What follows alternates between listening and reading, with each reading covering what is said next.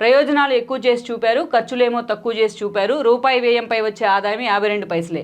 కాళేశ్వరంపై CAG నివేదికలో వెల్లడి. Assembly సమావేశాల్లో భాగంగా తెలంగాణ అసెంబ్లీ సమావేశాల్లో భాగంగా అటు బీఆర్ఎస్ ప్రధాన ప్రతిపక్షమైన బీఆర్ఎస్ ఇటు అధికార కాంగ్రెస్ మధ్య వాడి వేడి చర్చ జరుగుతోంది కొన్ని రోజులుగా కొన్ని అంశాలకు సంబంధించి.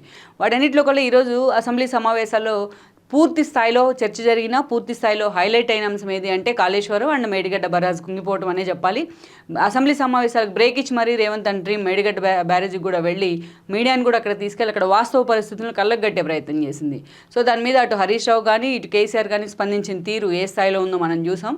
అది కూడా మర్చిపోకముందే ఈరోజు కాగ్ రిపోర్ట్ని నిన్న అసెంబ్లీలో టేబుల్ చేయడం జరిగింది. కాగ్ మొత్తం కాళేశ్వరంలో ప్రయోజనాలు ఎక్కువ చూపించారు, బట్ ఖర్చులేమో తక్కువ చేసి చూపించారు.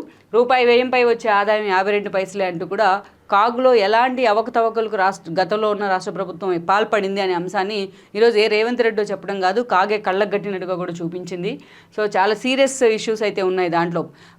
గతంలో కేసీఆర్ సర్కార్ గత 5 ఏళ్లుగా ప్రవేశపెట్టిన పథకాలను కూడా వాటిలో ఉన్న లోపాలను కూడా హైలైట్ చేస్తూ కాగ్ నిన్న రిపోర్ట్ ఇచ్చింది. ఇది కాగ్ని టేబుల్ చేయడం జరిగింది అసెంబ్లీ సమావేశాల్లో భాగంగా.